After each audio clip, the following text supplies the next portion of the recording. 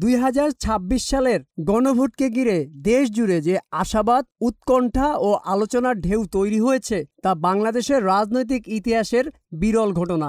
দীর্ঘদিন ধরে নানান জাতীয় ইস্যু জনমত প্রতিফলনের দাবি উঠলেও এবার প্রথমবারের মতো কেন্দ্রীয় প্রশ্নে জনগণের সরাসরি সিদ্ধান্ত নেওয়ার সুযোগ তৈরি হয়েছে। জাতীয় নির্বাচন এবং গণভোট একসাথে হবে, এই গণভোট সম্পর্কে আপনি কতটা জানেন? গণভোট এটা তো আমার কোনো এক্সপিরিয়েন্স নাই, কিন্তু আমি সেটাও আমি জানি না কীভাবে গণভোট হবে। একদিনে তো হবে ঠিক আছে, কিন্তু এটা তো আমি জানি না। আচ্ছা, এই গণভোট নামটা কোথায় কিভাবে শুনেছিলেন? এটা শুনছি মানুষের কাছে, কিন্তু পর্যন্ত পালন হয়েছে কিনা সেটা তো আমি জানি না। এই গণভোটের নাম প্রথম কখন শুনেছেন? এই এখন শুনি। এটা সম্বন্ধে জানেন যে গণভোটটা আসলে কি? না না, এই নাই তো এই জানুন কেমনি। আপনার কি মনে হয় এটা কি হতে পারে, ধারণা কি? ওটা তো কোনো ভোট তো এটা সুবিধা না। কেন সুবিধা না? না, জনগণ যদি একটাকে সরকারটাকে তাইলে ভোট দেওয়া যায়, সরকার ছাড়া কোনো ভোট আছে? জাতীয় নির্বাচন তো সরকার নির্ধারণ করে, যেটাকে আমরা এমপি ইলেকশন হিসাবে জানি, কিন্তু এই গণভোট সম্পর্কে কি আপনি কিছু জানেন? না, ওইটা আমি সত্যি কোথাও এটা নাম শুনেছেন? নাম শুনিও না। আপনাকে তো ভোটটা দিতে হবে, তাহলে তো আপনি জানেন না আপনি কি ভোট দিবেন। ভোটটা তো জানতে হবে, সব বিষয়টা তো জানতে হবে। জাতীয় নির্বাচন আর গণভোট হবে, এই গণভোট সম্পর্কে আপনি কতটা জানেন? আমি তো এতটুকু জানি না। মানে নাগরিক হিসেবে আপনি গণভোট সম্পর্কে কোনো কিছু জানেন না? না। গণভোটকে নিয়ে সাধারণ মানুষের মধ্যে এখনো স্পষ্ট ধারণা নেই। অনেকেই জানে না গণভোট আসলে কি, কেন হচ্ছে এবং তাদের ভোটের ফলে কি প্রভাব ফেলতে পারে। তথ্যের অভাব, প্রচারণার সীমাবদ্ধতা ও বিভ্রান্তিকর খবরের কারণে বিষয়টি অনেকের কাছেই এখনো অস্পষ্ট। তাই জনগণের মধ্যে সচেতনতা বাড়াতে সরল ভাষায় প্রচার, নির্ভরযোগ্য তথ্য সরবরাহ এবং গণভোটের গুরুত্ব বোঝানো অত্যন্ত জরুরি। এটা কি সরকার থেকে জানানো উচিত না বিস্তারিত? বিস্তারিতটা সরকার থেকে জানার উচিত, আর না জানালে তো এটা জানবে কোথা থেকে। বলেন যে আমি না জানলে আমি কি ভোট দিলাম এটা বুঝবো কি? তো না জানলে আমি কি ভোট দিলাম। ওকে, ঠিক আছে ভাই। আপনার কি মনে হয় এটা কি আরো বিস্তারিত জানানো উচিত জনগণকে? সেটা তো অবশ্যই জানানো উচিত। এটা আমি যে একটা ভোট দেবো, সেটা তো আমি যদি না জানি কিভাবে কি ভোট দেবো, এটা তো মানুষের জানার অধিকার আছে, কিন্তু সে জনগণ জানে কি না সেটা তো মানুষের ভিতরে ধারণাই নাই। আচ্ছা, প্রশাসন এবং সরকারের তরফ থেকে কি এগুলো জানানো উচিত না বিস্তারিত? জি, তাদেরকে তো জানাই দরকার আর কি, এটা আমি চাই না আর কি। গণভোটকে ঘিরে সামাজিক যোগাযোগ মাধ্যমে বিপুল আলোচনা চলছে। ডিজিটাল প্ল্যাটফর্মে মতামত প্রকাশ করা সহজ হওয়ায় নাগরিকরা যুক্তি, তর্ক ও বিশ্লেষণে অংশ নিচ্ছেন।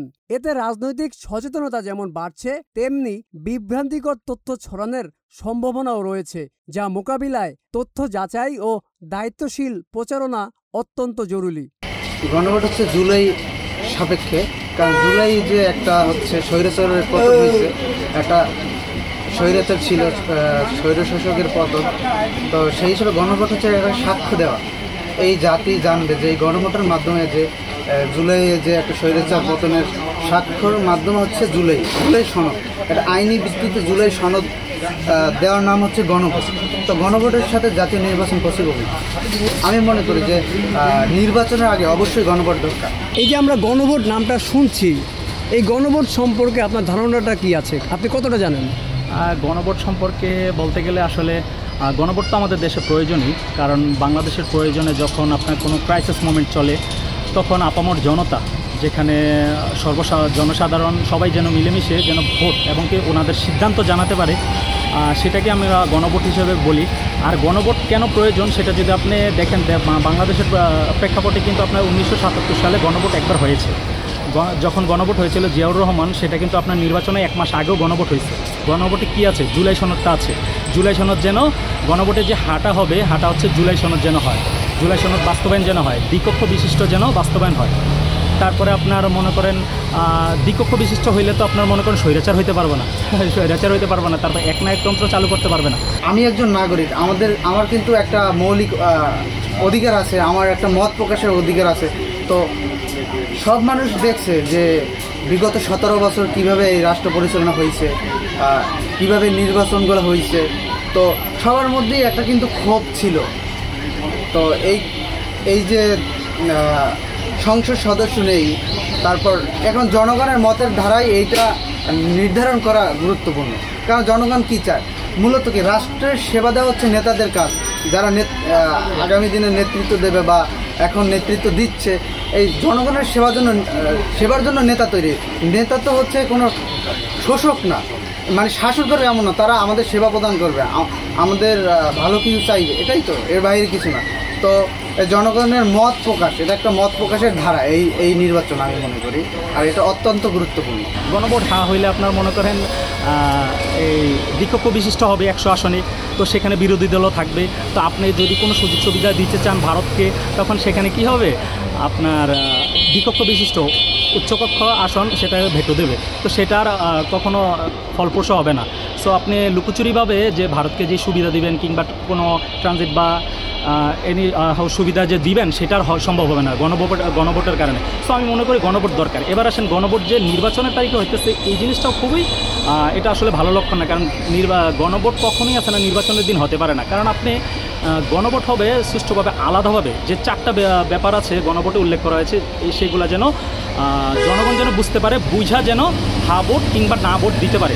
এখন আপনি যখন একটা লোকে জাতীয় নির্বাচন দিবে, তখন সেখানে আপনার মনে করেন মার্কা থাকবে অনেকগুলা, ঠিক আছে? তো ওইখানে তখন আপনার মনে করেন ও কনফিউজ হয়ে যাবে যে আমি এখানে হা ভোট না ভোট কীভাবে দেবো, এত সময় নাই।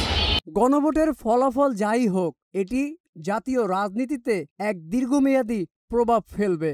গণভোটের সফল আয়োজন ভবিষ্যতে অন্যান্য বড় সিদ্ধান্তে জনগণের সরাসরি মতামত নেওয়ার পথ খুলে দিতে পারে, আর ব্যর্থ ব্যবস্থাপনা জন আস্থা ক্ষুণ্ণ করতে পারে। তাই সুষ্ঠু প্রয়োগ, স্বচ্ছ প্রক্রিয়া এবং গ্রহণযোগ্য ফলাফল নিশ্চিত করাই এখন মূল চ্যালেঞ্জ।